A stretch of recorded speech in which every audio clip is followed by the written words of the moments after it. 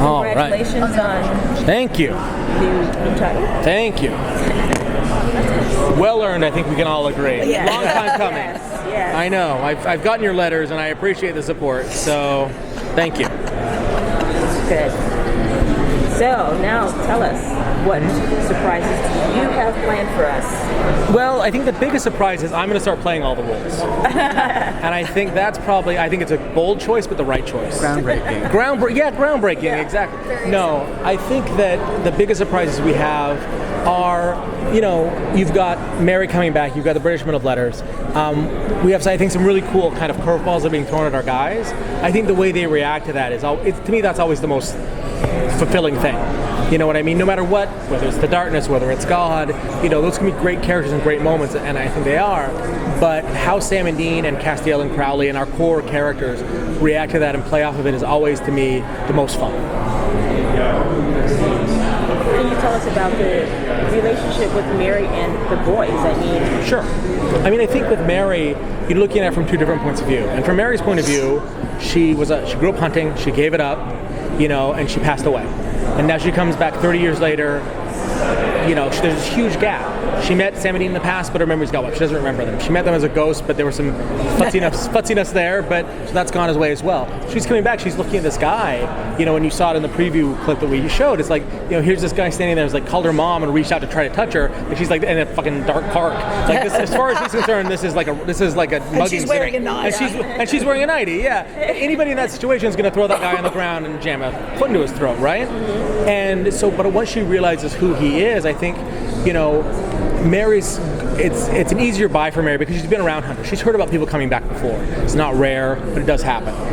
But she's coming back into a world that is in some ways very similar in terms of they're still hunters, they're still monsters, but in some ways very different because, it's been 30 years, when she, they didn't have, there's a line in one of the early episodes, she's like, we didn't even have an electronic typewriter in the house, and now everybody's on their phone, So for her, and then looking at Sam and Dean, her version of vision of Sam and Dean is a very pure, almost mythologized version because they were kids, adorable.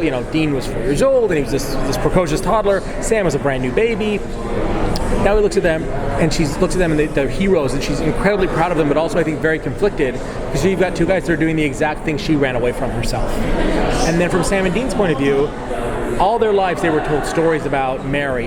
John told them stories. Dean told Sam stories. So here to have her come back in, they've gotten to know her a little bit, and they realize, I think, that she wasn't maybe the perfect person she was portrayed to be. But I think in getting to know her and getting to know the good stuff and the bad stuff and everything all together, it creates a really interesting kind of dynamic because, she and Sam have a lot in common. She walked away from hunting, so did Sam. But at the same time, Mary is, when it comes down to it, in the moment, she's much more like Dean. She's much more of a take charge, guns blazing type. Yeah. Yeah, I wondered if that was going to be a conflict between Dean and Mom, the way Right. Sam didn't get along with her father.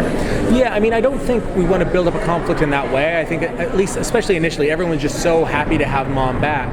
But as the season goes on, certainly there are going to be different points of view. Let's put it that way. Yeah. As far as the monster episodes go. Yes. Excuse me. No. Conthroat. In what episode does the tentacle monster come in? That would be episodes 15 through 17. Fantastic. It's actually arc.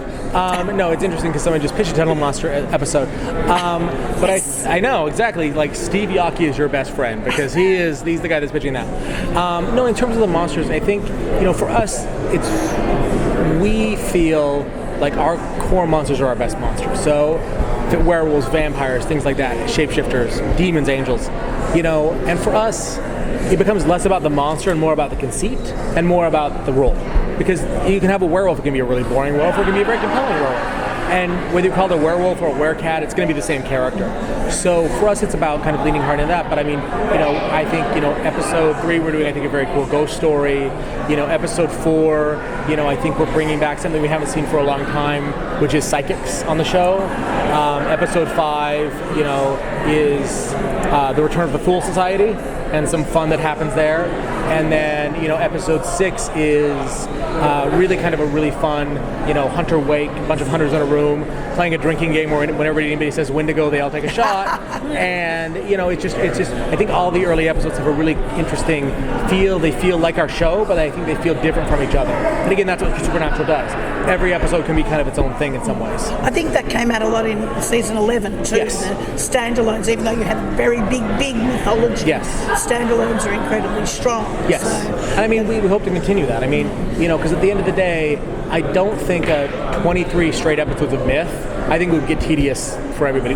We need those breaks to go be funny, those breaks to go be crazy, and I think the audience likes them too. I mean, if you look at the episodes people really respond to, yes, they are the big Myth episodes, but they're also the episodes that, like last season, like the baby episode. Like there was nothing mythological going on in that episode, but because it was such a departure and such a cool idea and so well executed, people really responded to it.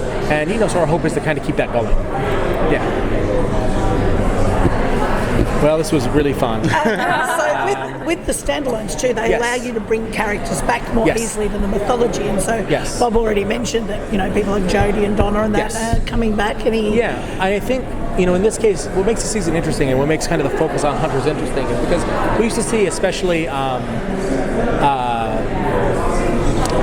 demon angel characters, when they would come in mostly in mythological episodes. And you're right, hunters would come in mostly in standalones.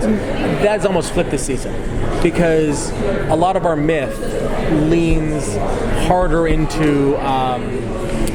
It's about hunting. It's about the world of hunters. It's British Men of Letters. It's about building out that world.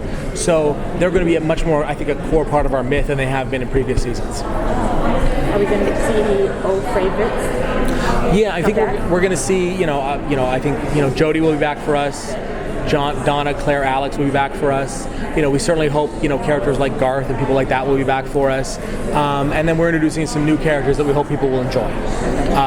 But you never know. The actors could be horrible. You never know. Was Lady Tony inspired by Lady Penelope from the Thunderbirds? You know what? I can't confirm or deny. I know. I'm sorry. No, but I think and her specifically, she has a very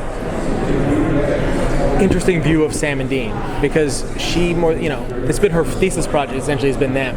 She has a very strong opinion and a very strong negative opinion. And what we'll find out, she doesn't represent the whole of the British Men of Letters. She has a very, again, she's an extremist, and we'll find out some people aren't quite as extreme. But in her mind, she's completely justified in everything she's saying. Nothing she's saying is wrong. She's just looking at it through a very specific lens. Let's put it that way. You work on an amazing storyline to bring back Charlie. Bring back Charlie? I would love to bring back Charlie. Charlie, and Felicia is awesome, and bringing her back. But I do think anytime you're bringing a character back, it's what is the time and the place to make it have the most impact. I mean, Mary Winchester, we waited 11 years.